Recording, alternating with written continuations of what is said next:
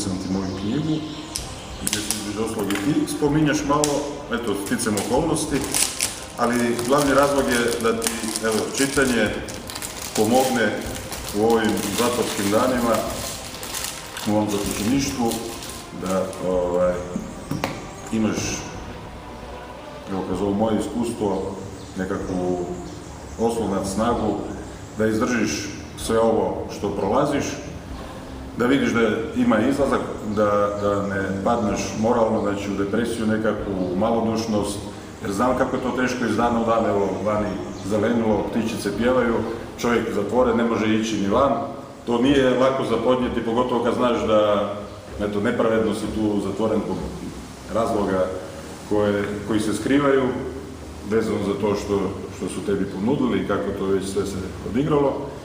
Tako da, evo, nadam se da će ti ovom knjigom, ovim čitanjem, znači, i vrijeme brže proći, a još, kažem, bitnije, da će ti se podići, eto, moral, duh i sve skupa, da možeš izdržati sve ovo što te još očekuje. Jer, evo, budimo realni, kako stvari stoje, još se moraš pripremiti da još dosta vremena ovdje provedeš. Da, nažalost. Tako da, evo, budi svjestan toga, discipliniraj se, vidjet ćeš evo kako sam ja to radio, čitaj što više možeš, ne samo ovu knjigu, što više drugih stvari, educiraj se, vježbaj, znači i duh i tijelo, nek ti bude aktivni, što više se može, znači da se od ovog okruženja što više možeš distancirati, jer te to okruženje vuče prema sebi, tako kako je, i želite sebi izjednačiti. I da nakon svega, ako Bog da, kad sve prođe, da onda i ti imaš to iskustvo da bude na neki način, koliko god to čudno izgleda, da to ojača, znači da iziđeš ojačan. Evo ja, kažem opet, moje, evo, potvrđujem, znači konkretno, koliko god meni bilo teško i sve ovo što sam prolazio, sada i sa pogotovo s ovom knjigom, sad sam ja jači nego što sam bio prije kad sam ušao u cijeli taj žrvanj i sve skupa. Evo sad ću ti napisati posvetu. Što vas ne slomi, to vas ojača. Danas je 16. tako? 16. Lipanj. Lipnja, 2015. Zagrebu. Buduće dane da izdržiš uz Božju pomoć. Marko. Evo, zahvaljujem se najljepša. Nadam se da će mi ta knjiga pomoći i u razrješavanju nekih stvari što se tiče samog mene. Nadam se da neću biti dugo u ovoj bolnici, da će pravda ipak pobijediti i sve ono što sam prošao da će jednog dana biti u istoj takvoj i sličnoj knjizi.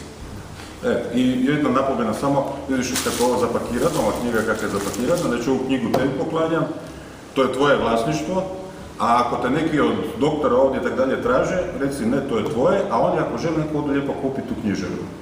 Eto. Odlično. Tako je. Ivan, da je poruku za hrvatsku javnost? Imam poruku,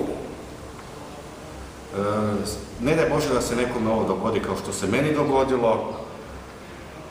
Ljudi, pazite što pišete po Facebooku, svi vas prate, nažalost.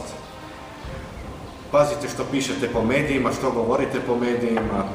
Jednostavno da ne završite kao i gospodin Marko Francisković i kao ja. Meni je nažalost bila ponuđena da budem suradnik engleske obavještajne službe MI6 od strane suca Marka Benčića. Nažalost, ja sam to odbio i završio sam u raljama psihijatrije. Nisam jedini slučaj, taj navedeni sudac, znači sudac Općinskog kaznenog suda u Zagrebu gdje sam ja bio djelatnik, većina ljudi kojima on sudi završava na prisilnom liječenju.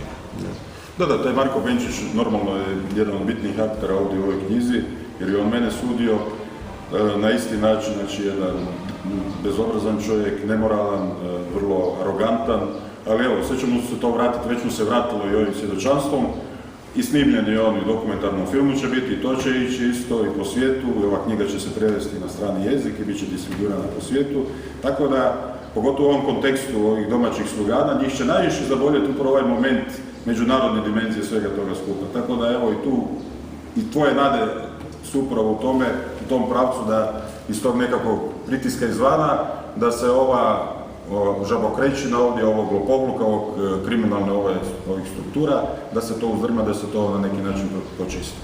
Da, žalosno je, tužno moram napomenuti, znači čovjek kada ide sa istinom, onda se po nalogu Općinskog državnog odvjetništva ili takvih osoba izdaje poseban nalog za psihijatrijsko vještačenje da se, nažalost, istina sakrije.